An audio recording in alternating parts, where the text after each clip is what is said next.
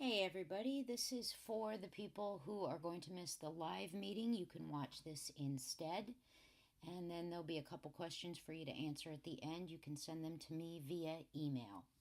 So let's start with the understanding by design components. Here we are moving into week 6, and our EU for this course and our 2 EQs. What I'm asking is that after this video is over, you take a couple of minutes and reflect. This is what we're going to discuss in the meeting. How can you see in what experiences, in what content, in what discussions, in everything that we've done so far, where do you see the EU? And what does this mean to you differently now than it did when we took a quick look at it in week 2? Conversely, with the EQs, look at them individually. How do you view them now? How would you respond to them now? Remember, there is no one answer. How would you respond to them now versus when we first started this course together? All right, so please, when this video is over, come back. The EU, the enduring understanding, and the essential questions. Okay, so if you remember, guys, this is the one course that has 2 PLOs for you to demonstrate mastery. Number 5, curriculum design. Evaluate curriculum design and curricular decisions as they relate to meeting the diverse needs of students. This is crucial, diverse needs. Let's remember, diversity doesn't just mean cultural, doesn't just mean gender. It also means diversity of thought and diversity of preferred learning style, diversity of the whole individual. All right? And these are the different CLOs, course learning outcomes, that we've worked with, built upon, in order to demonstrate mastery of this PLO. Additionally, there's number 6, ethics. Analyze issues and make ethical, curricular, and pedagogical decisions. And these are the CLOs we worked on specifically throughout this course. So as we move into weeks 7 and 8, yes, this is week 6, but what we're really focusing on are our demonstrations of mastery of both PLO 5 and PLO 6. So if you notice, in week 7, you have the signature assignment, curriculum comparative analysis paper. Well, let's go back up to the PLO. Curriculum comparative analysis paper. You will be evaluating different curriculum designs. You'll be evaluating them through your own lens, what you think is important, and additionally, how all of that works together to meet the diverse needs of students. Now, when it's an evaluation, that doesn't mean necessarily everything is fabulous. In fact, there's no such thing as perfect. So there's always going to be things that you could look at in a new way, consider trying differently. Let's look specifically at the assignment. Okay? So this artifact, because it is signature assignment, will go into live text. Not into a Dropbox, this goes into live text. But let's go look at what it is. In week 7, all right, it's got its own folder right on the front page under assignments and activities, signature assignment. So here it is, and I'm not going to read it to you. You can read it yourself. But basically what you're doing is you've got a whole list of places to go and look for different unit plans. Go for a unit. If you end up only with a lesson, we can live with it, but you'll get a lot more out of this if you go for a unit. Start with authentic education. They don't update it like they used to. It used to roll quite often.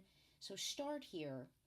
Find something that is in any way, shape, or form parallel to something you have designed and taught.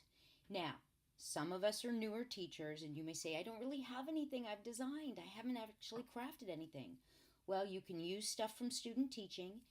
And if you absolutely haven't designed anything, at the very least pick something you have taught and you are pretty familiar with. All right? If you don't have anything you've designed, pick something you've taught and are familiar with.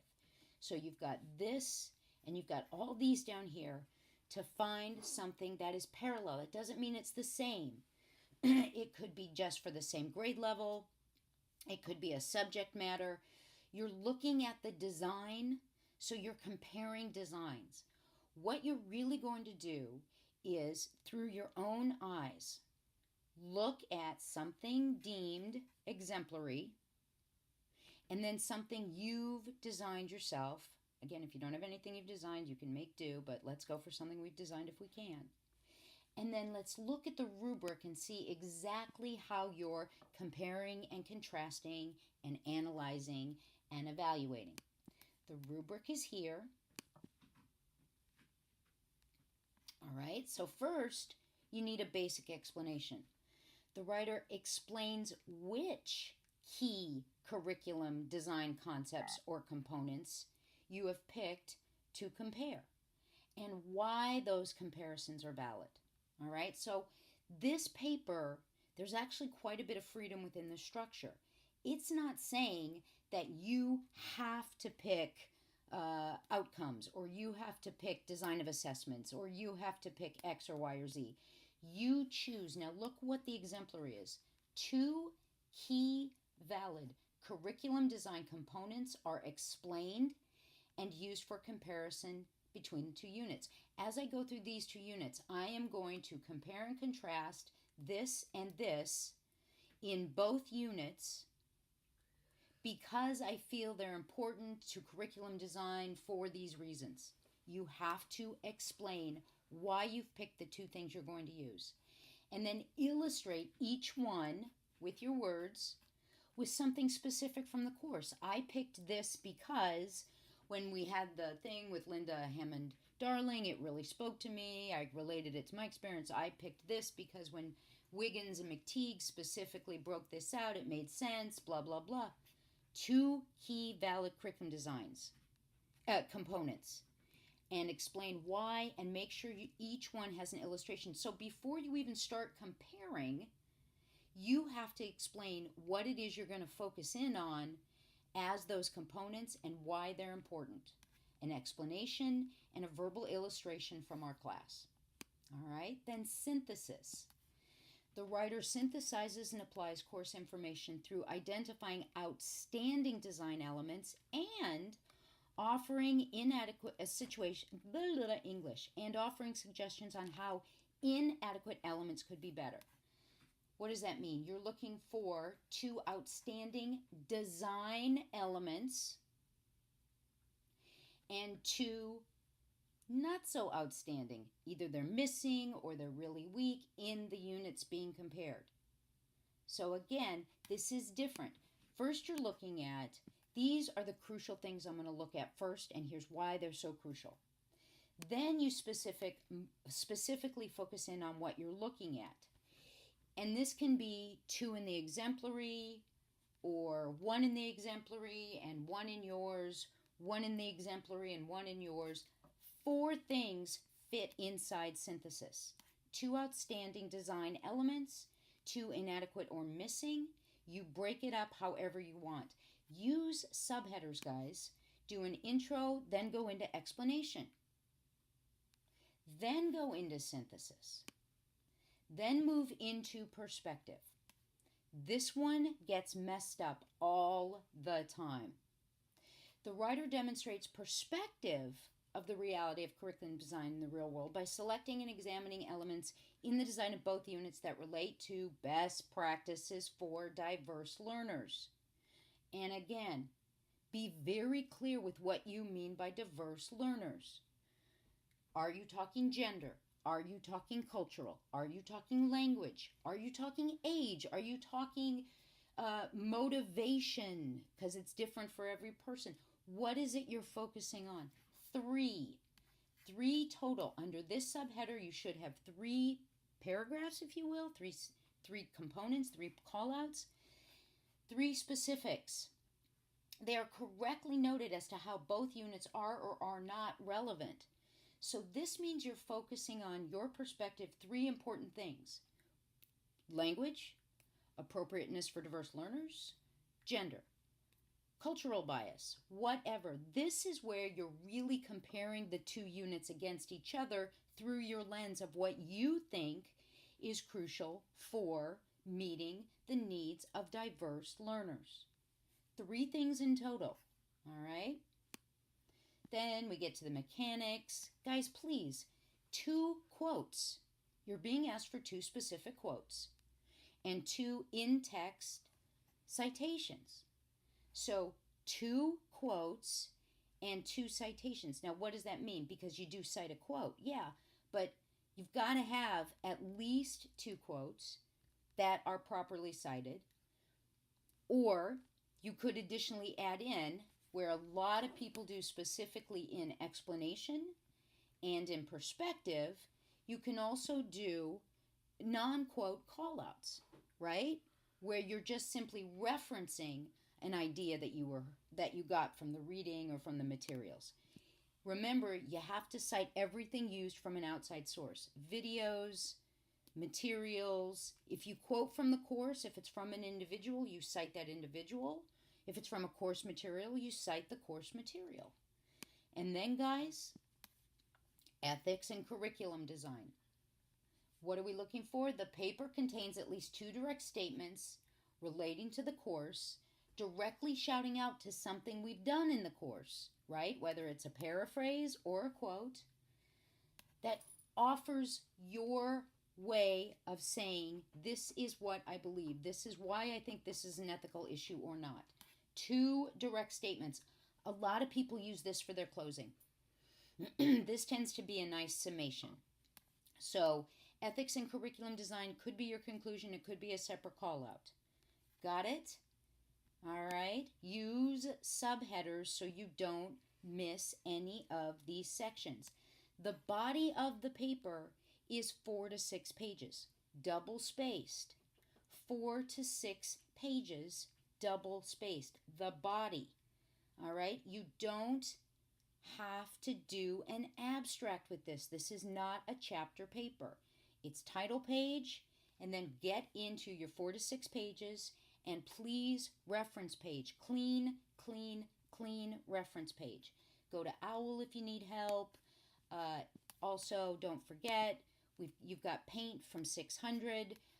If you go back into Start Here, you've got the link to the library and some other APA sources. Don't blow this on APA. Don't ruin delicious, rich, meaningful work, demonstration and mastery work, because of APA. All right? So that's the week 7 paper. You are picking something from an outside source and something you've done. You're working with them together. Use the rubric, guys. Use the rubric. This goes in to live text. All right? Now, that's week 7. That is PLO 5. Then we move in to week 8. Week 8 is PLO 6. But you need to be very clear with this. First, you have to complete your culmination project, because your demonstration of mastery, the ethical considerations paper, that is a reflection paper. You cannot write about your experience and the ethical considerations of your designed unit until you first design the unit. So let's look at week 8. Oh, we're just there. Sorry. I'm doing this off only 1 latte. Should know better. All right. So, yes, I'm asking you to get the culmination project done by Saturday so that you have Sunday to finish the reflection. If you don't get this done till Sunday afternoon, that's okay. But the signature assignment ethical considerations paper has to be in by midnight Sunday. This has to be in by the close of our course. So first, let's look at the project. You have to do this first, all right? You will design an understanding by design unit. I am strongly encouraging you to base it off something you have either built before, and this is your chance to refine it and really make it awesome, or something you've taught before that somebody else designed, and this is your chance to truly make it your own. There are tons of different exemplars here, okay? So please go through them all. They're all different grade levels, different courses, but they were all backwards designed. So you will download the template. And the template is a slightly modified, and I strongly encourage you to keep this for outside this course. I have people who come back years later and tell me it's the best designing tool they've ever used. Title, topic, subject, grade, designer. All right, and then here it is, stage 1, stage 2, and stage 3, your learning plan. Fill it out. Fill it out as cleanly and clearly, as in-depthly as you can. Go through all 3 stages. Go back and forth. It's like a tango. Remember, just because you finish one section, when you move into the other, doesn't mean this is done. You're continuously building and adding. Now, if we look at one of the exemplars, you will note people use different colors for different things, and it's worked out really well. Because when we look at the rubric, you'll see it's asking for multiple things. It's asking for which 6 facets are you using. It's asking for the A, B, and C's. Some people only do them in stage 3. Some people do them within, without, all over. Some people did it in progress monitoring. But when we look at the rubric, you'll see not just the 6 facets, but the A, B, and C's. So let's go ahead and look at the rubric.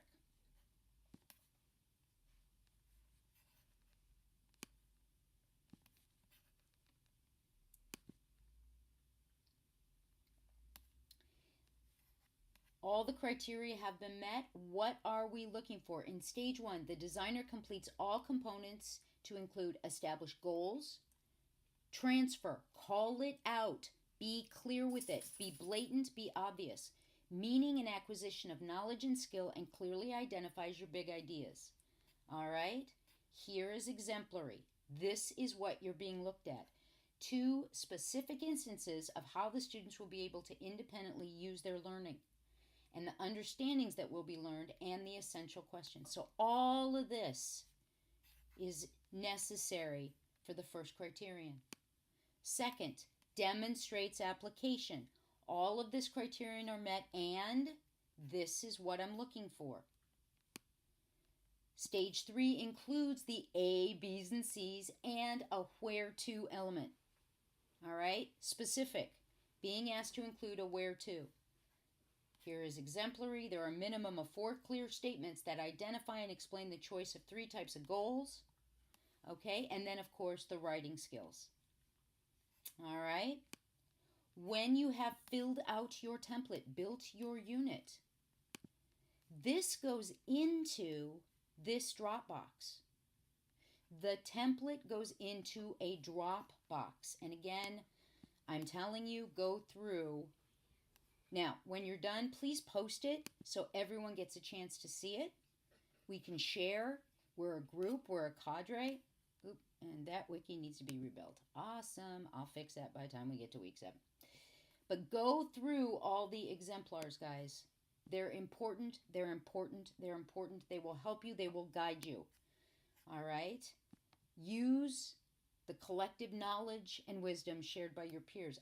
They're all slightly different, but they're all amazing.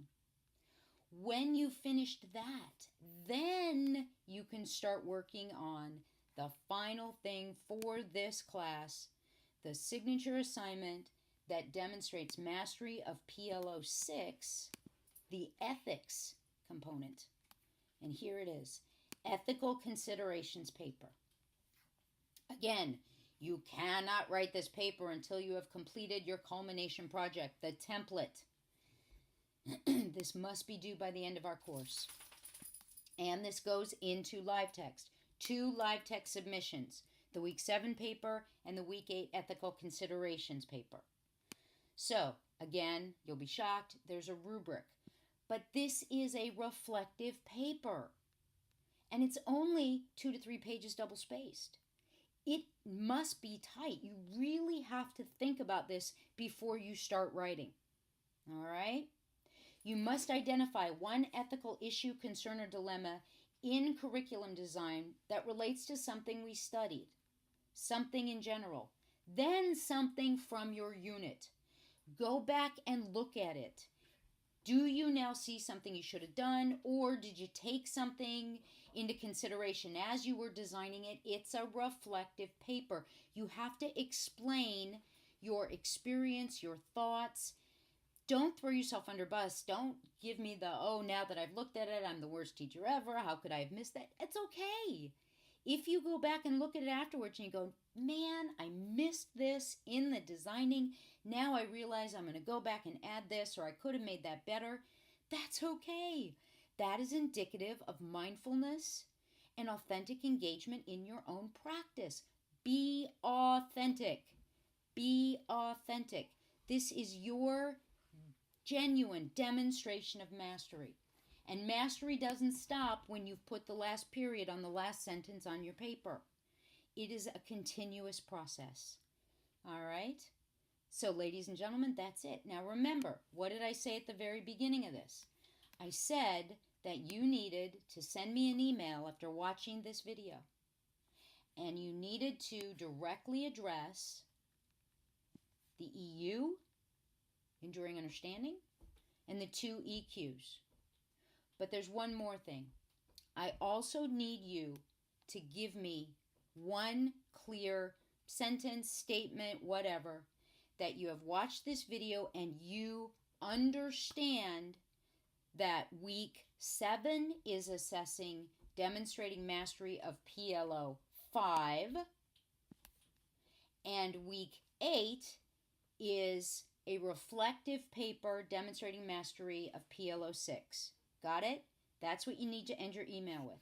Something that lets me know you understand the week 7 work is assessing PLO 5, curriculum design, diverse needs of students, and PLO 6 is in week 8, analyzing issues and making ethical, curricular, and pedagogical decisions. All right, guys, I look forward to your emails. I look forward to your work. Reach out to each other. You have your critical friends for a reason. Please go through your work with the rubric. Use the different rubrics as your guides. Don't leave a hole in your demonstration of understanding because you didn't go over the rubric carefully. That's it. Any problems? I'm an email away. Thank you.